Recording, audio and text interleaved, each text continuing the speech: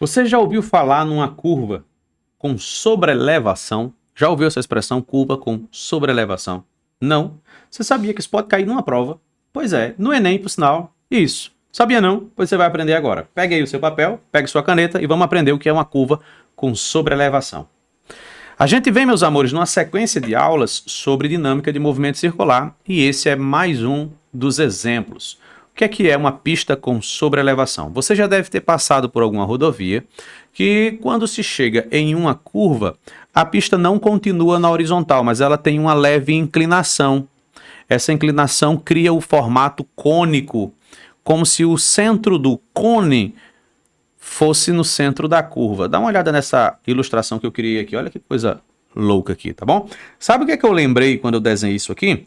Eu lembrei de um personagem, de um desenho, de um filme chamado Relâmpago McQueen, do filme Carros, que ele faz uma competição, participa de uma competição chamada Copa Pistão.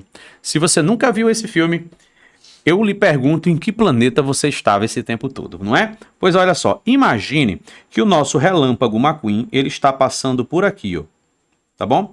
Ele está saindo da sua tela.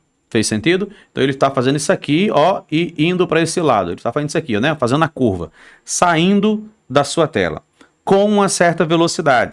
Então nós temos um movimento circular, mas um movimento circular que tem uma superfície que não é plana, ela é inclinada. Então a gente vai dar uma analisada agora em quais são as forças que atuam nesse movimento onde está inclinado, tá bom? Bom, eu sempre costumo desenhar a força-peso de vermelho, mas dessa vez eu vou desenhar de azul, só para variar um pouquinho.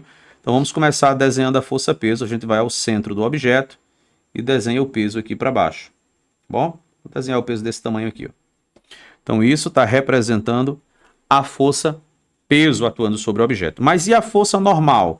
Vamos desenhar a força normal de verde e aí eu lhe pergunto para onde está a força normal. Então ela tem que ser perpendicular ao plano.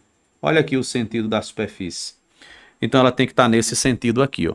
Tá bom? Então isso aqui que a gente acabou de desenhar é a força normal. Observe que essa força normal e a força peso, elas não se anulam, tá bom? Elas não se anulam.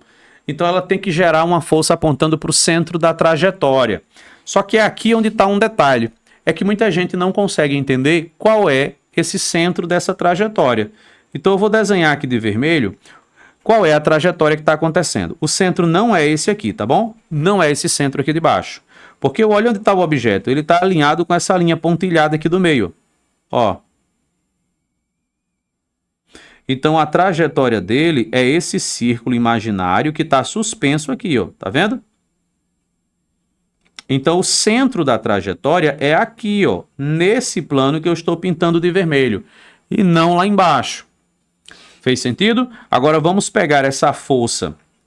Vamos pegar aqui, ó, vou pegar aqui o laranja.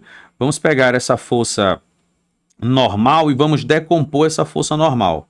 Olha só, a força normal ela vai ter uma componente para cima, tá bom? Aqui, ó, uma força para cima. Eu vou até diminuir esse peso aqui, que é para ficar mais coerente aqui, ó. O peso normal tem que ter o mesmo valor nesse caso. Isso aqui seria a normal no eixo vertical, a normal Y. Só que essa daí também tem mais uma componente, não é? A componente da horizontal. Então vamos desenhá-la aqui, ó. Vem para cá e para cá, ó. Pronto, essa que eu acabei de desenhar agora é a componente X, né? A componente X da normal. E observe que a componente X está apontando justamente para onde? Para o centro. Olha que centro a gente está falando. O centro desse plano imaginário que estaria ali suspenso. Então, quando um objeto, quando um carro está fazendo essa curva, né, quando o nosso campeão Relâmpago McQueen está fazendo essa curva aqui na Copa Pistão, a força centrípeta é uma das componentes da força normal, apontando para o centro desse plano imaginário. Enquanto que a componente vertical está sendo anulada junto com o peso. Então, se eu te pergunto qual dessas forças está fazendo o papel de uma força centrípeta, você me dirá, a força centrípeta é a normal X.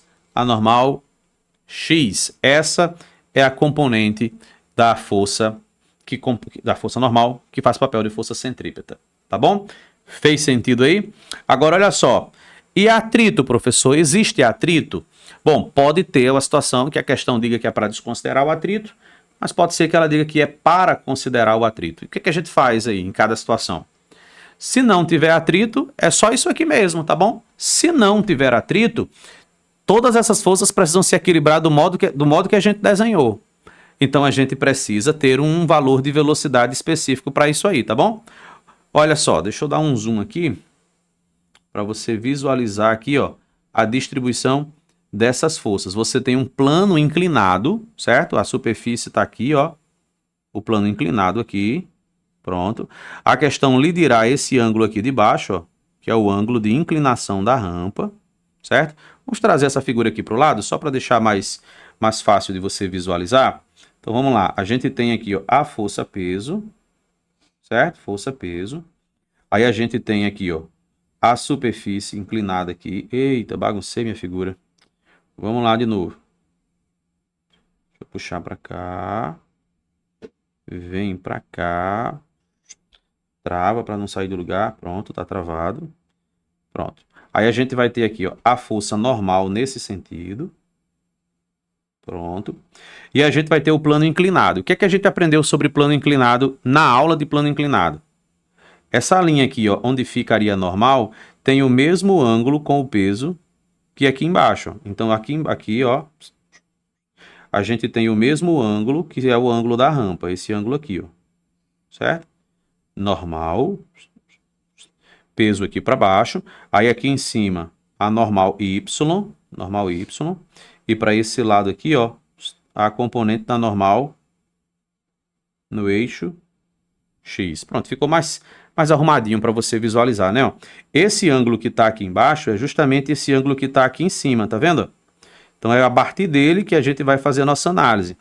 Você percebe que há uma relação aqui, ó, entre o NY e o NX e o ângulo, porque eles fazem parte de um mesmo triângulo. Ó, você pode analisar o triângulo de cima. Então você tem qual é a relação que relaciona os catetos, não com a hipotenusa, catetos entre si, é o que a gente chama de tangente. Lembrou? Você lembra o que é a tangente de um ângulo? A tangente de um ângulo θ é quando você pega o cateto oposto a esse ângulo, que seria essa parte aqui de cima, certo? Que teria o mesmo valor do NX, e você divide pelo cateto adjacente ao ângulo. O que está ao lado do ângulo é o NY.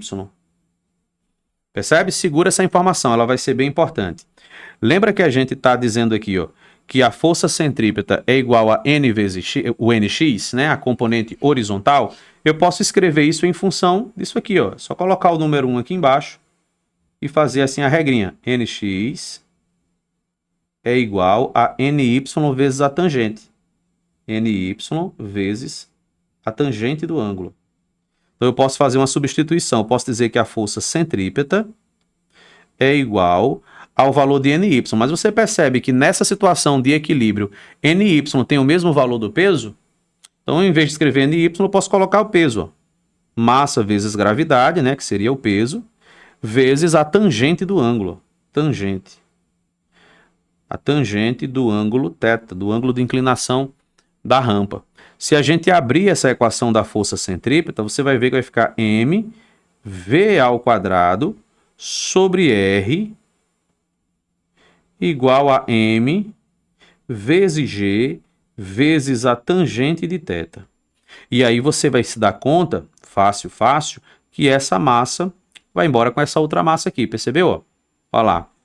Então a velocidade para ele conseguir fazer esse movimento, né, ó, V, esse 2 vai passar em forma de uma raiz, esse R vai passar multiplicando o G, que já está multiplicando a tangente do ângulo θ. Pronto.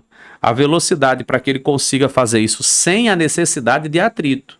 Eu estou equilibrando tudo usando só a força de tração, só a força normal e a força peso.